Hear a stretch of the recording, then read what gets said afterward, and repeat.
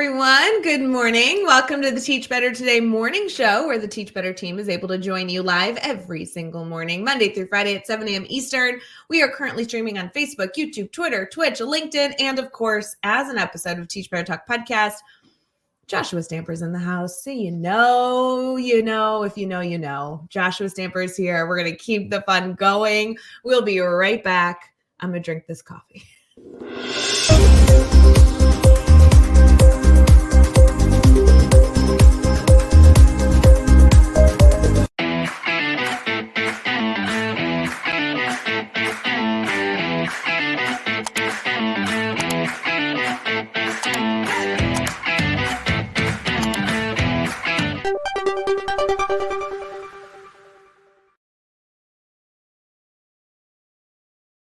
Good morning, everyone. Happy Thursday. Joshua Stamper is here. Josh, do you ever feel like when I do the intro of the show, I sound like a robot because I do the same words and the same inflection every single time I'm leading the show?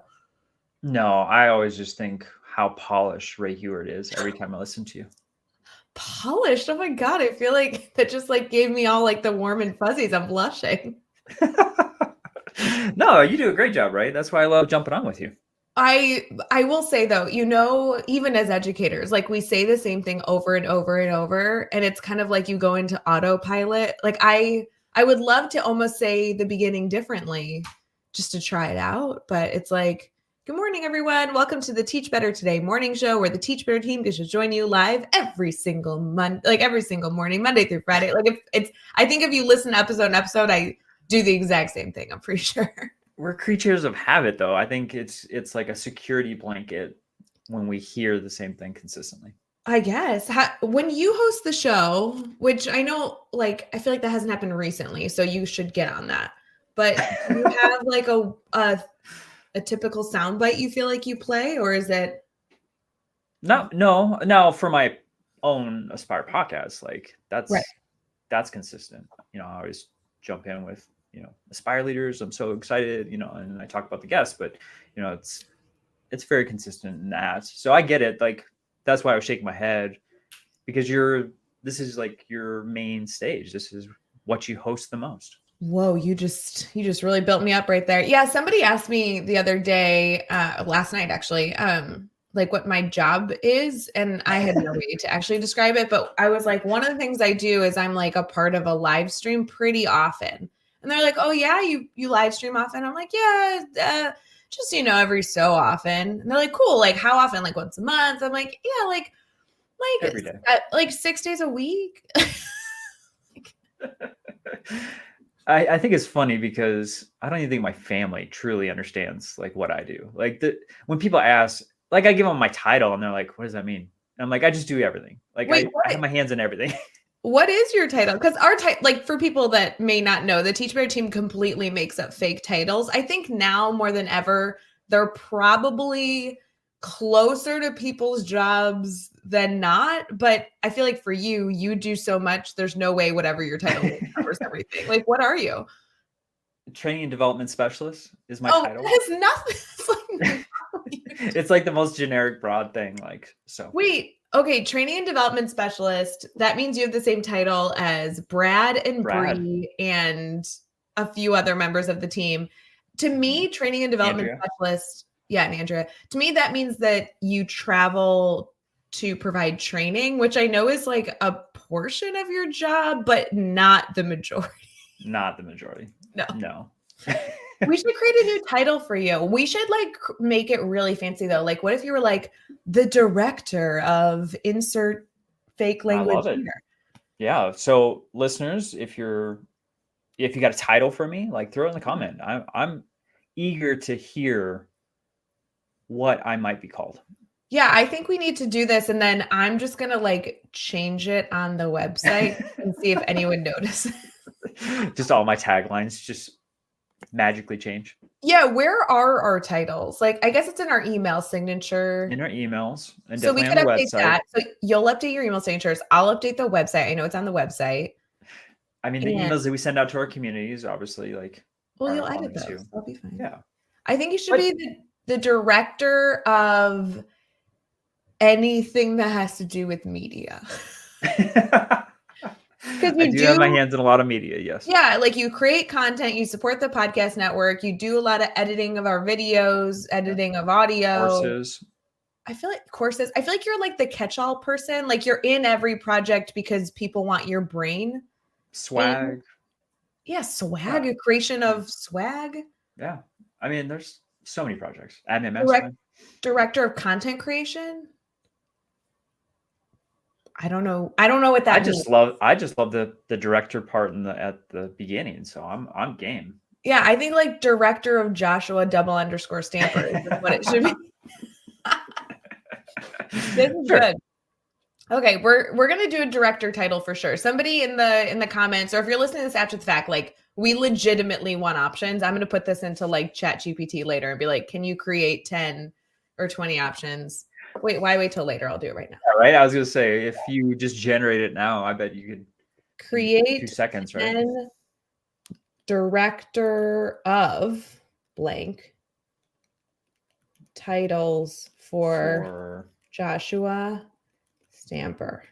ChatGPT is gonna be like, I have no clue who this guy is. So oh my god, this is really good. This is why I love ChatGPT, because it gives me like stuff that's are you ready for this? Are you ready? I don't know. Director of Educational Innovation and Leadership. Ooh. Director of Student Success Strategies. That sounds made up. That does sound made up.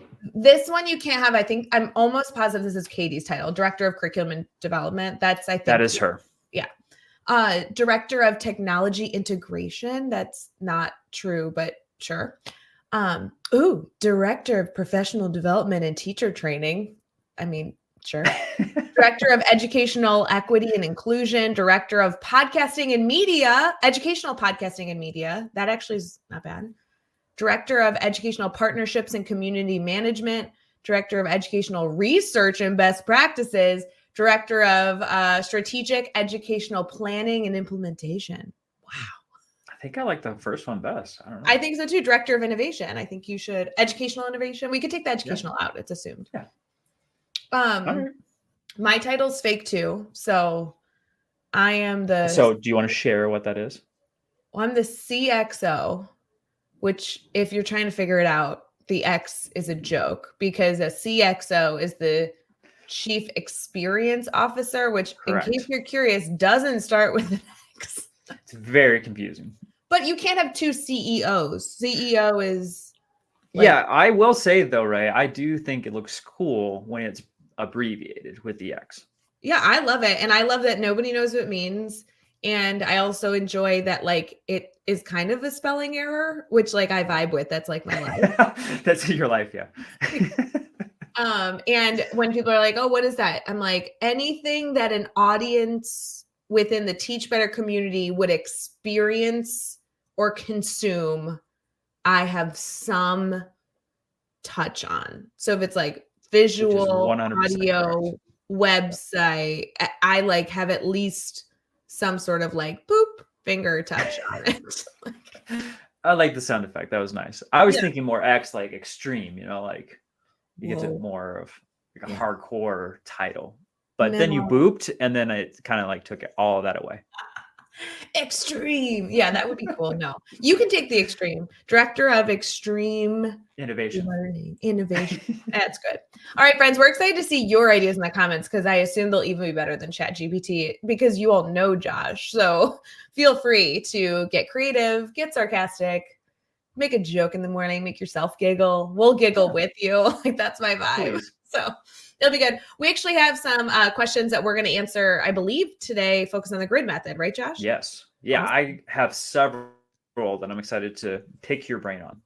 I'm a little intimidated by the whole, like, I have several, but we'll see how it goes. Here we go.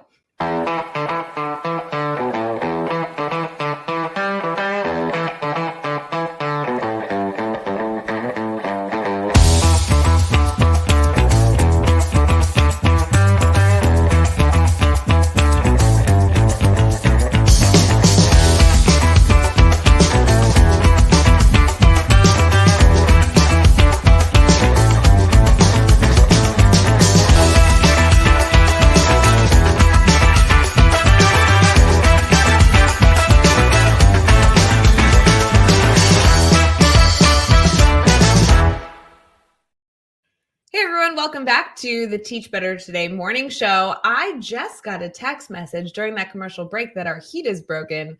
So I feel like that means I am taking all of your hiccups for the morning. Like all of you are going to have the most amazing day because the hiccup has already occurred, got taken care of, and all of you will just have like the best Thursday of all time. That's how it works, Josh.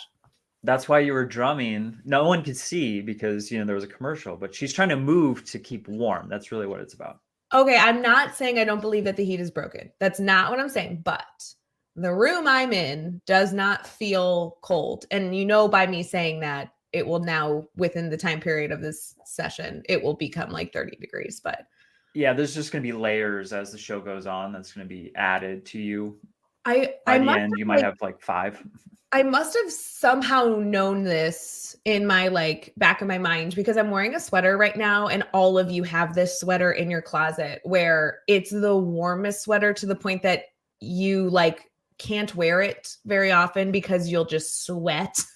So I'm wearing that today. So maybe I subconsciously knew that the heater was broken this morning and whatever. I feel like that room that you're in typically is cold. So I think you were just preparing. Yeah, this is a very cold room typically, but I don't feel like it's any colder than normal. Maybe then again, the doors are closed. Maybe all the coldness is outside the door and I'll open it up. It'll be like, whoosh. Yeah, probably. Well, all right, Ray. No big deal. It's only 30 degrees outside. We'll be fine. You're not turning blue yet. So I think that's a perfect sign that you have prepared for your day. Yeah, as long as all of you now have a great day because of my hiccup, we're good. I think it's guaranteed. What questions do you have for me? You're nervous, aren't you? I am because I ask questions. I'm good at being like, Josh, I didn't prepare you. Here's an enormously challenging topic. I know. I'm super excited to flip the script because as of yesterday, you kind of, threw a bunch of questions and then, in the past you've done it, so it's always an adventure joining you. But now I get to ask you some questions that I have received from the listeners in regards to the grid method. So if you are ready, I'm going to try and go through as many as possible. We'll see how many we actually touch on. Sure. I feel like with the grid method, I can at least fake my way through those answers. I did the grid method for over a decade and I support teachers with it. I feel like there isn't going to be a question that I haven't heard before is my mentality with the grid method. You're not faking. You travel all over and help schools and teachers with the grid method. So, all right. So the first one is, how can the grid method be effectively incorporated into lesson plans to enhance student understanding of complex concepts? Ooh, okay. Good one to start out. I feel like there's a misconception, and we get asked this quite frequently, where if you do the grid method, then other styles of teaching that is good for students have to go away. And that's that could not be farther from the truth. So if you're a teacher that is familiar with the workshop model, all these other ways to instruct that is good for students, the hope would be that blends in with the support of the grid method, not gets rid of one or the other. So for me, in terms of lesson planning, I personally starting with a full class instruction, I ended up calling it teacher time, but in theory, it's the mini lesson time. This is when you can go over common questions or maybe preview or review information that students have been learning, right? This is where you can foster discussions and kind of make it a little bit more of a full group collaboration. And that can be anywhere from 5 to 20 minutes long, depending on the block of time that you have, right? Really use that. This could be an interactive activity. I love that stuff. That definitely shouldn't go away. Then typically we see teachers review their goals with their students and go into grid method work time. That means that the students are continuing their learning and what you probably touched on at the beginning of the class, but now they're really looking at their personalized learning journey. So they're still covering that same content, but they're picking up where they left off. They're making sure they're mastering the information before moving on to more challenging information. That doesn't mean that they're working individually. It just means that they're on an individual plan. Hopefully there's a lot of collaboration and movement. And me, I always love a controlled chaos classroom. It's the best. There should be hands-on activities and technology and, hopefully no technology during some of the other, like there should be such a good variety of multimedia tools. And then I like to end the class with kind of like all coming together, doing a little recap, doing a little feel good, and then allowing your students to goal set. And for me, the value of goal setting at the end of the day is to help you transition into the next time you're in that class. So goal setting is really that transition tool. So I'm not sure that answered your question, but in terms of lesson planning, the grid just should be a supportive piece of the design. Yeah. No, I think you hit all the components. All right, Ray, it looks like the second question is more math specific, so I'm going to make it kind of more broad, I know you taught math, so like whatever you want to do. All right, so in what ways does the grid method promote student engagement and active participation in the learning process? Okay, really good question, because I think there's two answers to this. So I'm not trying to overanalyze, but sometimes we do a grid method presentation, grid method workshop, and teachers ask, how do you have students stay motivated when they're essentially working at their own pace, in some regard individually, sometimes in collaborative settings? Like, how do you keep the flow going where they just don't like sit and stare at the ceiling? For sure. And there's like two answers to that. One is when you give students the tools to be successful, they don't have the same opportunity to engage with content that stumps them, because everything is like a slow roll. They're only adding new content when they're ready. So you don't get students that are really stuck in the same way that a traditional classroom would. So that allows students motivation to kind of naturally build to support themselves, because they're engaging with content that isn't above their learning ability. So that's a pro. The other element is the empowerment element of students being able to have control. That sometimes for some students will be motivating, but full transparency, like sometimes the grid isn't going to give you the answer to motivation.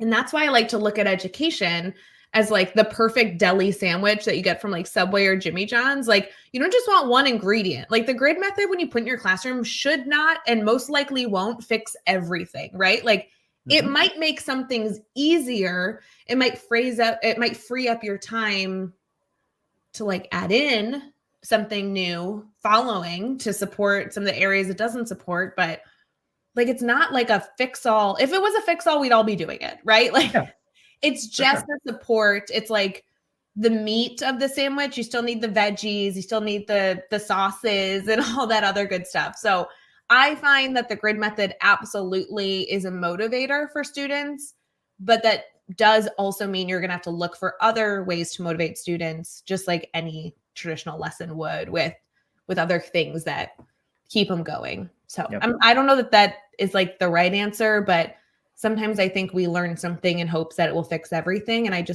really feel like that's unrealistic.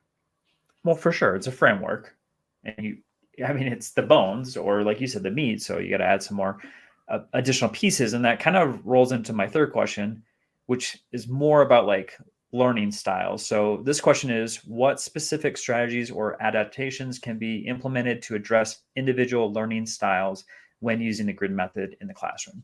Yeah. So maybe not even specific to learning styles, but specific to the support students need to be successful when they're learning.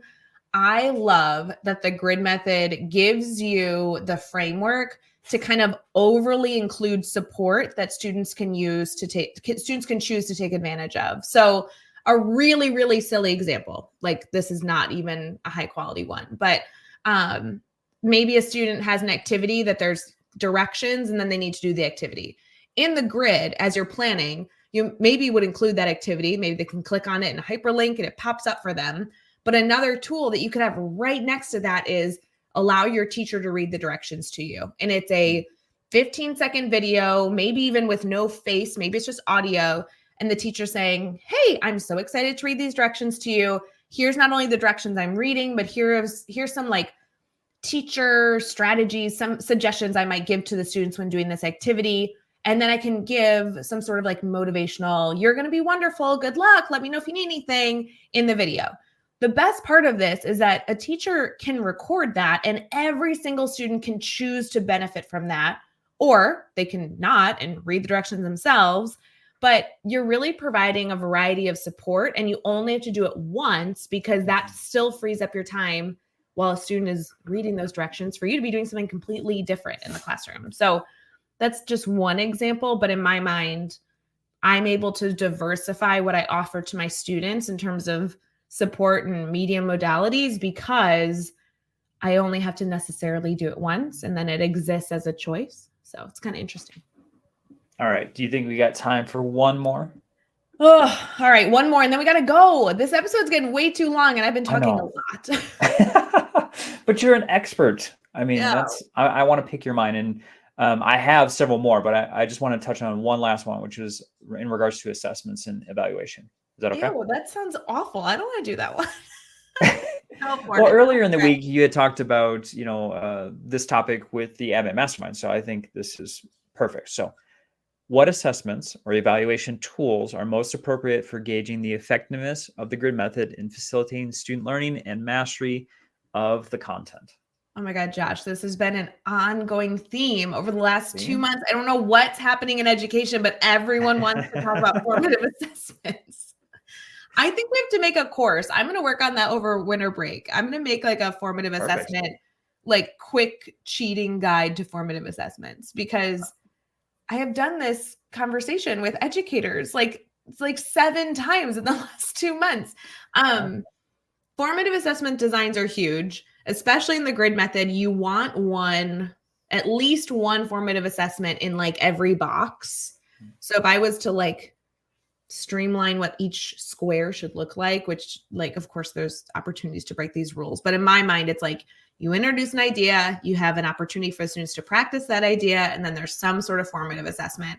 The biggest thing for the formative assessment is that you as the teacher know the teeny tiny target you're trying to have students meet. So for example, if students are, I don't know, subtracting multi-digit numbers, you just want to make sure that they're not doing 2 key mistakes. You want to make sure that they're lining up their numbers, and you want to make sure that they can regroup. I don't know, so like as a teacher, you might be looking for that they get the right answer. You might be looking for a few different things, but you need a really teeny tiny objective you're looking for to make that formative assessment efficient and effective.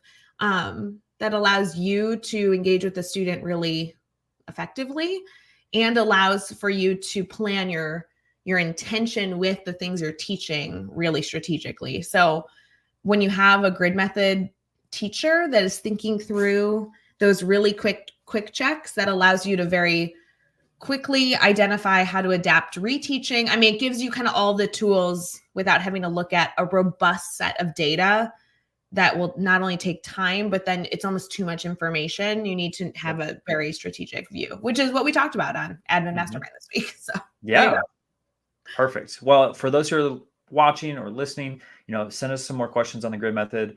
Ray, like I said, is an expert, and she would love to answer any questions you have. I have more, so we'll have to touch on this later, Ray, but I do appreciate you sharing your expertise on the grid method. Anytime, friends. And shout out to Chad Ostrowski, our CEO, the man, the myth, the legend who created the grid method that so many of us here in the Teach Better community use.